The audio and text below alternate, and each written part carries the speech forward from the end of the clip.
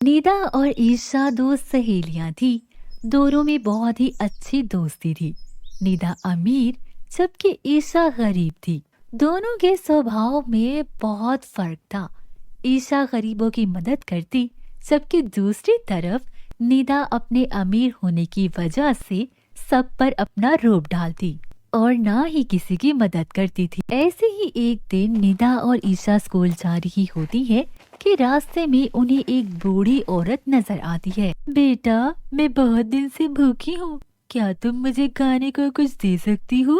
अरे बुढ़िया, तुम्हें नजर नहीं आता कि हम स्कूल जा रहे हैं? हम तुम्हें खाना कहाँ से खिलाएं? अरे नहीं निदा, रुको, ऐसे नहीं कहते।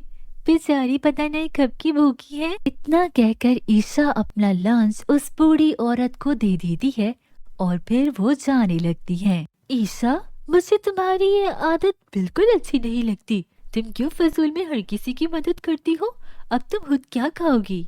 अरे नहीं, ऐसी बात नहीं।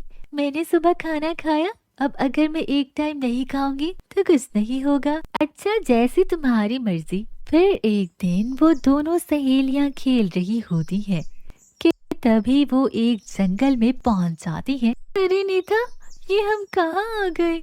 हमें घर वापस जाना चाहिए। अरे हम जंगल में आए हैं। मैंने इस जंगल के बारे में बहुत सुना है कि यहाँ दो जादुई रास्ते हैं। चलो चल के देखते हैं। अरे नहीं नहीं, हमें वापस जाना चाहिए। अरे यार चल ना, मेरे लिए चल। उसके बाद दोनों आगे चलते हैं कि तभी आगे जाकर उन्हें दो जादुई रास्ते नजर आते हैं। एक सोने का और एक चांदी का रास्ता। अरे वाह, देखा देखा ना, मैंने कहा था ना, यहाँ दो रास्ते हैं।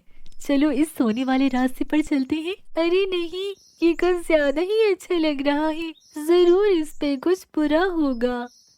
तुम हमेशा ही ऐसे करती हो। मैं जा रही हूँ, तुम्हें नहीं आना तो बताओ। इतना कहकर निदा सोने का जबकि ईशा चांदी के रास्ते पे जाने लगी। ईशा को आगे जाने पर एक बूढ़ी औरत नजर आती है जो एक वजनी बोझ लिए खड़ी होती है। अरे अम्मा, आप ये मुझे दो, मैं आपकी मदद करती हूँ। उसके बाद ईशा वो बोझ उठाकर उस अम्मा के घर लाती है। बेटी, इधर आओ, मेरे पास बैठो, मैं तुम्हें ज्ञान की बातें बताऊं। और फिर वो बूढ़ी ईसा को बहुत सारी ज्ञान की बातें बताती है। दूसरी तरफ जब निदा आ जाती है तो उसे वहाँ एक आंख वाली चुड़ैल नजर आती है। आओ आओ प्यारी बच्ची, मैं जानती हूँ तुम धन की लालच में यहाँ आई हो।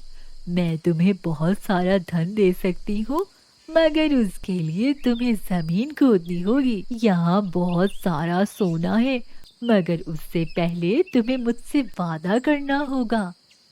निदा ये सुनकर बहुत खुश हो जाती है और उसकी पूरी बात सुने बिना ही, अरे मैं वादा करती हूँ, आप जो कहोगे मैं मानूंगी। उसके बाद निदा जमीन खोदने लगती है, मगर बहुत देर खुदाई के बाद भी उसे कुछ नहीं मिलता। हा हा हा, तुम्हें क्या लगता है एक चुड़ैल तुम्हें सोना देगी? ये तुम्हारी मदद करेगी? हा हा हा, मैं तुम्हारी ये प्यारी सी आंख निकाल के अपने चेहरे पर लगाऊंगी। नहीं, मगर तुमने कहा था मुझे सोना दोगी। तुमने वादा भी किया था, अब एक आंख तो देनी पड़ेगी। हा हा हा, मुझे माफ कर दो, मैं आइंदा कभी लालच नहीं करूंगी। मैं धोखेबाज होने के साथ साथ बेरहम चुड़ैल भी हूँ। उसके बाद चुड़ैल निदा की आंख निकालकर खुद पे लगा लेती है और निदा रोते हुए वापस आ जाती है। रास्ते में निदा और ईशा दोनों मिलती हैं। अरे निदा, ये तुम्हारी आंख को क्या हुआ?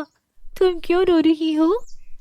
ईशा, मुझे माफ कर दो, तुम सही कहती थी, मैंने लालच किया और उसकी मुझे ये सजा मिली। मैंने सही रास्ता चुना, मैंने बहुत सी ज्ञान की बातें सीखी हैं। उसके बाद वो अपने अपने घर चली जाती है। ईशा बहुत से लोगों की मदद करती है और उन्हें अच्छी अच्छी बातें बताती है। सबके दूसरी तरफ निदा सबसे मिलना कम कर देती है। एक दिन ईशा निदा के घर जाती है। अरे निदा, ये तुमने क्या हाल बना रखा है? तुम बाहर क्यों नहीं निकलती?